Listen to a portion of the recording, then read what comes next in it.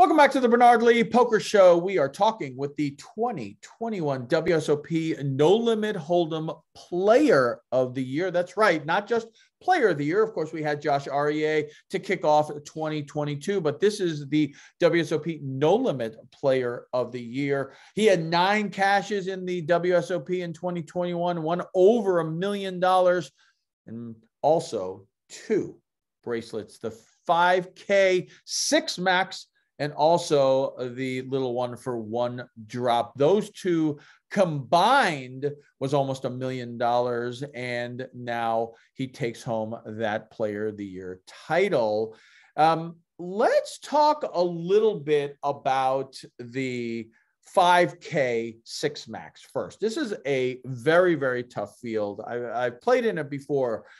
It's not over 1,000 players. This year is only 604 players. You look around, it's everyone. This is a very, very elite. If you as a poker player want to challenge yourself and cannot afford to buy into the 25K or the 100K buy-in, and I'm not saying you wouldn't challenge yourself in the main event, but the main event is not a field where every single person at the table is a solid player, or the majority of them are.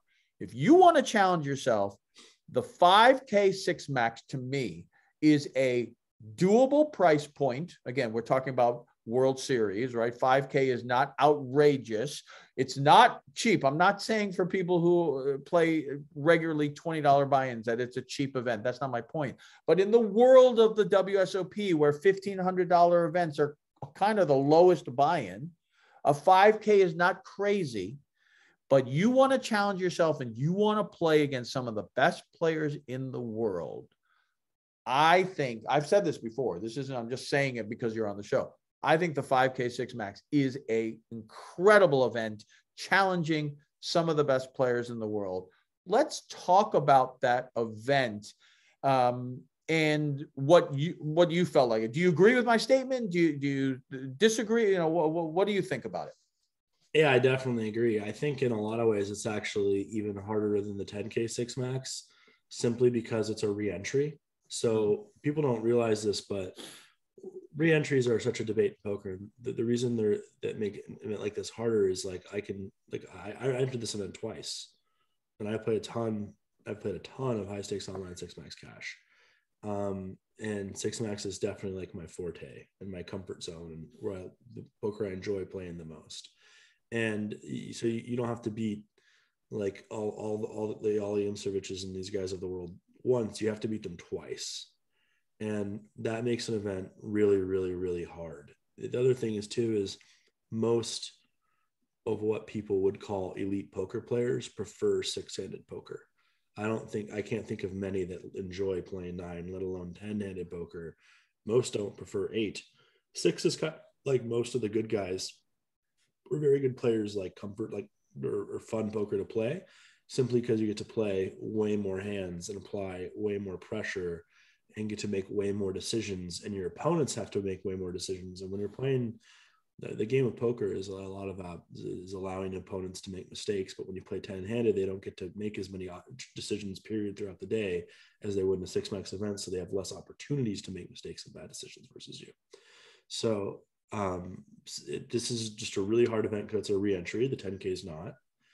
And the price point's one that every good player from another country that might not be swinging the 10Ks is definitely selling enough action to play this thing twice, because they get that re-entry. So I think that it's probably one of the toughest events of the series. Talk a little bit. You mentioned this. You've played a lot of high stakes cash 6 max. Obviously, you won this event. Mm-hmm. Talk a little bit about, to my listeners who are out there, a lot of my listeners like playing traditional full ring tournaments. Sure. And they're not comfortable necessarily for the 6 max for the exact reasons that you just said of why top players like playing these tournaments. Give my listeners, 2 or 3 pieces of advice of what they can work on or what they can look out for, or maybe even things that you see amateurs doing in a 6 max that they can improve on.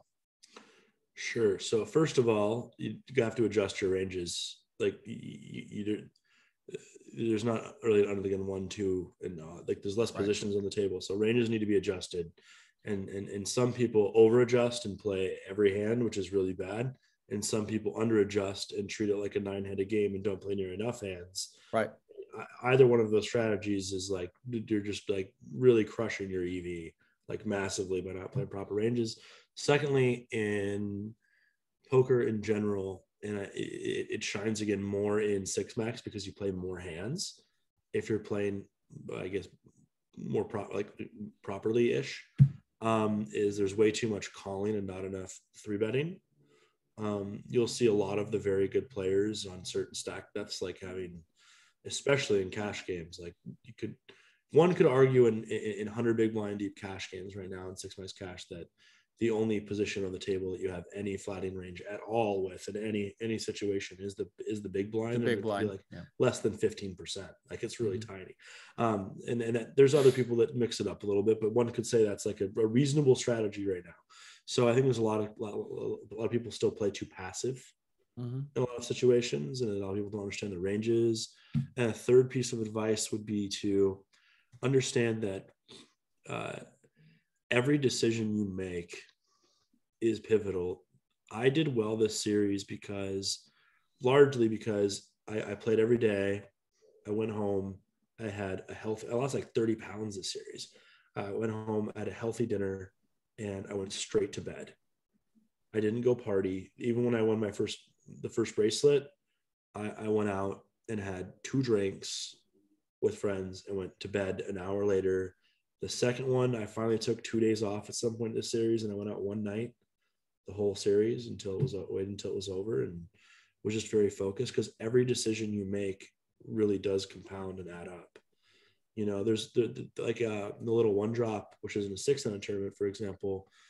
There was a situation in which on my last bullet, I was down to like 4 or 5 big blinds day one. And like, had I made a mistake earlier in the tournament that I didn't, at some point I lost 4 or 5 big blinds there. I'm not out of that tournament because I don't have those big blinds to keep behind another hand. And it all compounds. So just like, sure. So butterfly effect, basically. Yeah, be healthy. And like, if you want to win, like show up to win. You're at the World Series. If you're there to win, you're there to win. If you're there to have fun, you're there to have fun. Right. And expect those results. Sure. You know, sure. And that's the way it should really work. Yeah. So let's talk a little bit more in detail of each one of those. We'll talk about the last one. When you're saying that every decision adds up, obviously you're talking about the table, but also I think you're alluding to of your health, your sleep habits, there are a lot of players that you see it, they come to the table and you can tell, right? They were out partying all night, or they show up at 5 o'clock because they were partying all night. They are disheveled. They haven't eaten. And they're still having that Bloody Mary, just to kind of get over their hangover. If you are, like you said, if you're going to party, okay, well then take 2-3 days off. So then you can just be rested. If that's what you have to do, you have to do. But if you're going to be there, in general, most people aren't there for 6-7 straight weeks. Myself, I can't be out there for that long because of family commitments. But if I'm there for 10 days, I'm not going out. If I have 3 days off, maybe I'll go out and have a little bit of fun. But in general, my day is have dinner, go to bed, etc. Even if I get knocked out early, maybe now I'm just going to go work out. Maybe I'll go play around the golf or whatever it is. So focusing on health, staying focused, getting enough sleep. And I think that's the one thing that enough people just don't do about. They just don't get enough sleep. They'll up till 2, 3, 4 in the morning because they're like, I don't start the event till 10, 11 o'clock. What's the big deal? And they just don't realize that your brain is working if you're playing at your top ability, your brain is working overtime, and it's got to be rested. When you look at these schedules and you really think about what's in front of you, if we're there serious, we're trying to win, we're not there to have fun, we're there to win. We're there to win tournaments. You open most of these structure sheets and you see like day 4 start time, day 5 start time. Like when you play a tournament for 4 or 5 days straight, it's like you're just dead afterwards. Like when you win, like at least me, when I won the first one, like I didn't want to go to the club.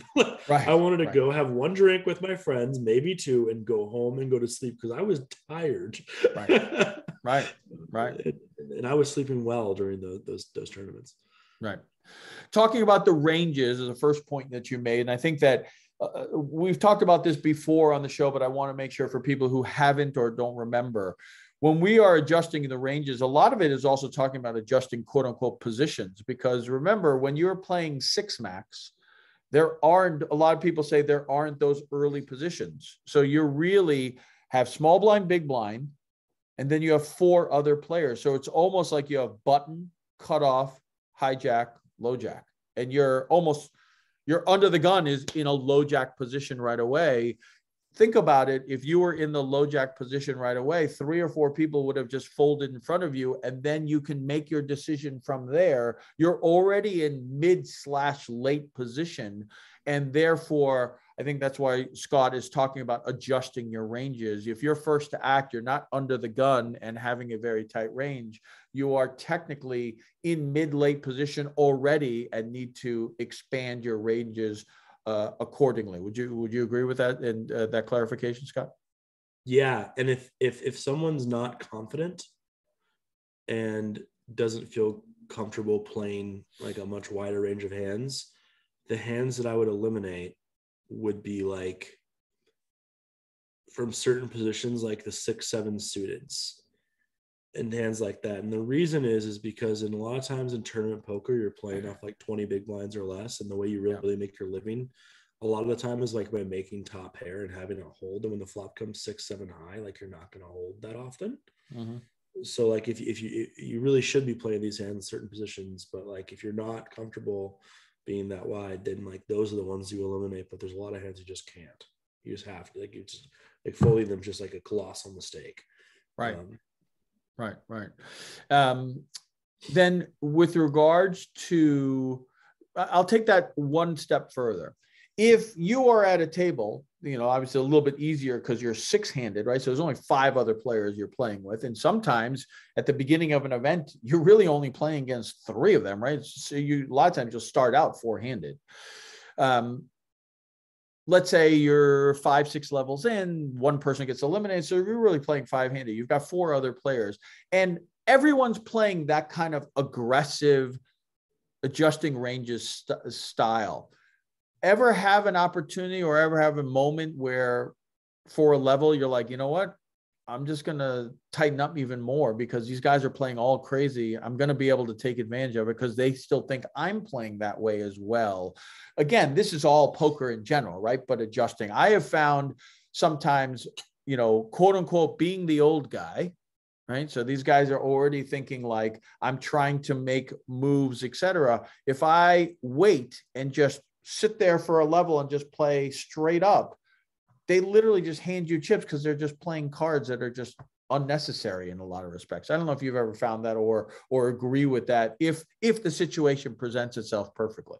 Yeah, so I call that game flow, right? So like it's very important to know what you're doing, what everyone else is doing, and how you perceiving their actions and seeing if they're adjusting and you adjusting based off what you're doing. Like another way to flip what you just said is I've had levels in tournaments where like I am a little crazy for sure. I'm very, very aggressive. But I've had tables where like I just get super premium hands dealt to me for an hour straight. Right. On this over years and years it's happening for, and I just get to just mash and no one's ever folding. And all of a sudden, when you have this big stretch of like you get to go kind of crazy because you just have it every hand, you have to realize, what does that make everyone else think about you right now? Right? Because just because you have it every hand doesn't mean you show your cards every hand. Right. So just because I had aces a bunch doesn't mean they saw aces a bunch. It does look like I'm going insane. Right. And if it looks like I'm going insane, when they go back from dinner break and come back, they're probably going to be calling me off wider than they were before. So I probably have to adjust myself. And I just call it game flow. So being aware of what people think of you is very important. Yes. Right. And then being too passive, like you said, that other statement that you had is that utilizing, like you said, there's the theory of that there should never be a call. And if there is, it's very small range in the big blind. I would assume that you're also utilizing position, adding that aspect of position into that to make when that 3-bet would happen, et cetera. Of course, you're already a lot of times in late position already, but I'm assuming that that factor comes in, and in combination of those two really determines a lot of your play. It does. I mean, position is the most important thing. Position is more important than cards. It even affects your 3-bet sizings. Like there's all sorts of interesting dynamics right now where, you know, in a lot of cash games, you're seeing people three bet 3x and everything except the small blind, the big blind, 4xing and 5xing the small blind, the big blind, and right. Which is interesting because like 9 months ago, maybe a year ago, no one was doing this because bloating pots out of position was considered bad. But then you kind of now just want to win the pot when you're out of position before anything happens. And then now some guys you're seeing in tournaments making these like really tiny micro 3-bets in the big blind with like literally aces and then some other random dumb stuff, and then just getting like paid off every time they have aces by some guy that can't believe it because he made it so small pre-flop. And the position just affects so much. It's the most important thing in poker. Yeah. Yeah. Anything else that you could think about that might help my listeners with regards to six max, just whatever it might be, just to help their game? Yeah. I mean, study, like actually study, like poker is fun. And I think learning is for me, what makes poker so fun is every time I play, no matter how good someone is or is perceived, everyone makes mistakes.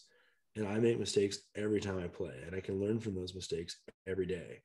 And learning is what makes poker so fun to me. So study, really work at it, think about it. And if you want to win, you have to treat it that way. It's a game and you're playing for real money. If you don't care and you just want to go blast off and have a good time, go do that. But don't get mad when you lose. Right. 100%. And if you want to win, put effort into it. Be healthier. Right. Actually study. There's so many. Even just go like find a Twitch streamer you really like that you think is much better than you. Right. Guys like Lex are that are like making these deep runs in these online tournaments clearly know something more than a lot of people. Right. Like go learn. Sign up for training sites. Just really focus on actually putting some. Say you play 10 hours a week. Take 90 minutes of that instead and study and like watch what happens to your game. It's pretty crazy. Right. And it's crazy because in today's world, there's so many avenues. Like you just said, go on a Twitch stream, go on YouTube, go on an online site, talk to whatever it might be. There's so many opportunities where when I first started 1990s, early 2000s, I mean, there were literally just a couple of dozen books out there and very few opportunities to talk. You really have to go find someone to work with. You don't have to get lessons from someone specific if you don't want to, and you can you can improve your game drastically. And I like your statement. If you're not going to put in the time, please don't get mad when it doesn't go your way, because it's like playing a sport. And that's not saying poker is a sport. You can make that determination yourself, but basketball, you don't take shots at all and you just kind of goof around, and then suddenly when you need to make the shot, I can't believe I missed it. Well, you're not practicing, so let's kind of move on from that. So I like that statement. That's just great for not just six max, obviously, but for anything. Cards in general, yeah. Yeah. You win the six max, obviously a huge tournament to win, and you win over $500,000. You are now obviously in that range where No Limit Hold'em Player of the Year is in the realm of possibility, but you had said that you were already going to go for it. At what point in this do you feel like, wow, I think I really have a shot at this? I know you finished 11th in the 50K, but you really hadn't gotten many other big cashes. Was it leading into the one drop, or was it the moment after you won one drop that you're like, wait a second, I got a real shot at this now? I think when I won the six max, I was in first or I was in second, either past Jason Kuhn or was just behind him. And at some point I had another cash and I passed Jason, was number one, and then Daniel Lazarus passed me. And to be honest with you, I didn't really think about it much because it's a marathon and all you need is more results. Right. And results are hard to get. And I feel like I didn't want it to impact my, like, what I was thinking or feeling. I just wanted to focus on playing and doing me. So I didn't really. Bless you. Sorry about that. Muted my mic. Yay. No, I didn't really think about it or put too much thought into winning it, and didn't really feel like I had a chance until the very, very, very end. And when I say the very, very, very end, I knew I was leading going into the last 5K turbo. And I knew the night of I busted and was like, well, it's in whatever's hands. And someone made a post that said, if Ben Yu wins, or I think it was if Ben Yu won or Corey won, they passed me. Yeah. And Ben was still in it with like 15 left. And Ben Yu is very, very good at poker. So, of course. So it wasn't until like it was over that I knew I had it. Those races are so close. Right. Always. When you were playing, I've talked to some people about this. So when you're playing and you are literally, now it's points, right? It's not about the money. It's not about winning an extra, you're not quote unquote laddering up for money, but there's a possibility of potentially laddering up because of points. Was there ever a time where you started like thinking of that scenario where you're like, oh, I got to get to 23rd instead? You know what I mean? No, but that's because I play poker for a living. So if I play in poker, I'm playing to make dollars. And if I win trophies along the way, cool. But my goal is not trophies. My goal is dollars. Mm-hmm. Like someone like Phil Hellmuth, who has so many of these trophies already, that's his legacy, right? And he has so many other dollars from everything else he does that it doesn't matter to him. He has the dollars because of the trophies in a lot of respects, right? He does, exactly. So like I care more about, if I'm playing poker, it's to make money. It's not, it's to win. Right. So if that's so I have to keep that in mind. So I was more focused on like the ICM and pay jumps and things, less for points, but more because these are more dollars in the bank to utilize and have more tools to distribute later to acquire more of them at another time. Right. Six max, as you said, 604 players. The one drop, almost 4,000 players. Mentally, how different was that? Because it's just a different animal altogether. Obviously, not only different games, six max and full ring, but so many more people to get through, et cetera, et cetera. How different was that? And were you able to take advantage of anything along the way because of it? Or when it came down to the end, it was pretty much similar? 100%. The little one drop final table, I drew a great seat. The only person I knew was Sorel Mizzi. Yeah. And it was on his immediate left. Yeah. And everyone else's results at that final table were like pretty minimal leading up to that event. So it put me in a situation that, like, having just won the 5K, I was probably the most experienced player at the table at that time. I cared about the money probably the least. And I was able to just apply a lot of pressure and honestly get pretty out of line. And I remember one hand specifically that I got really out of line, knowing a guy had a monster, but just knowing this like 8th to 7th. It was actually 10th. It was 9th to 8th. So it was like literally like, if you're out now, you don't make the official final table. You're unofficial final table and you bubbled it. And I just knew like he just never calling. So I just went like and at the 5K, like if I try to do this to Jonathan Jaffe or Galen Hall, they just don't give a shit. They just call anyways and just take the bubble. Like right. So it put me in a position where I was able to really get on the gas and also pump the brakes versus some people, because when you're like quote unquote the most experienced or best player at a table, another common mistake I think people make is they like just proceed to try to play and win every single hand and they kind of beat themselves up real bad, right, because their post flop edge is real. So you're better off playing very similar, maybe ever so slightly wider ranges than you typically would versus certain opponents, and then just really just dominating their ranges and their spots and owning those spots so much harder than you typically would versus someone that's better than you or your skill level. So I think that there was a lot of like, I was able to get away with a lot of pretty absurd things. Another example, I had played a lot of pots with Sorrel at this final table, and again, I was like more three better fold in this at this table for sure. And when I had a break, Felipe Mojave, a Brazilian player, Felipe Ramos was a very good friend of mine and very supportive. And on one of the breaks, I said, Felipe, I have 3-bet Sorrel like 13 times and won, I think, like 12 hands in a row. So like when I sit back down, like the next time I 3-bet Sorrel, we're 3-handed. I just have to have it. Like I don't get to not. 100%. Literally 10 hands later, he opens button. I 3-bet small blind with 2 jacks. Older gentleman that I played heads up folds. Sorrel just rips like 30 something big blinds. I snap him off and he has 3s. And he's like, what? Like you have it. This is so ridiculous. Like how could you have it? Right. On break, I literally told Felipe, like, I do not get to not have it next time I threw right.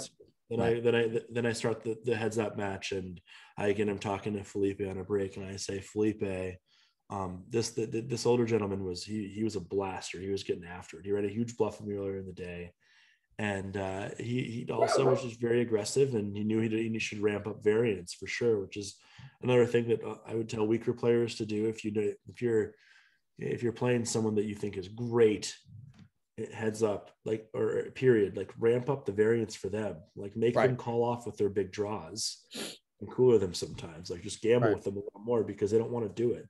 Right. And I told Felipe, okay, we're going to limp and min raise. And this is a lot. We're not going to do anything with that.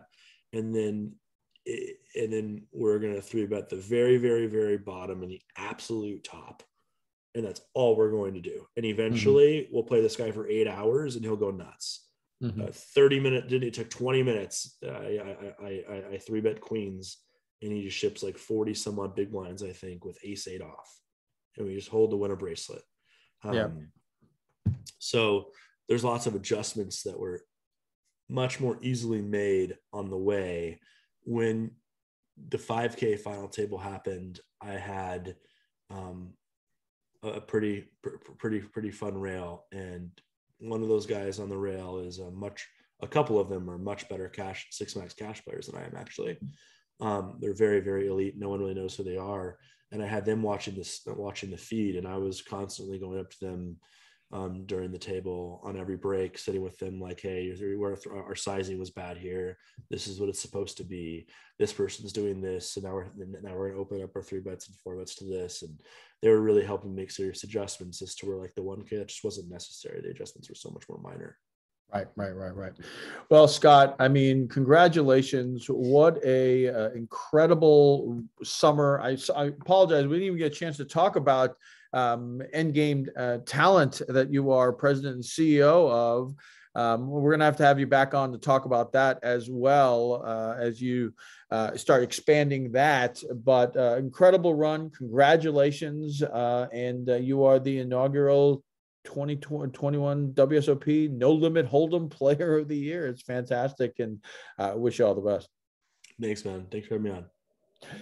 Scott Ball here on the Bernard Lee Poker Show as we are having 2021 WSOP bracelet winners. Great to talk with another one. Stay tuned as we continue our interviews, and in March we are going to have a special month.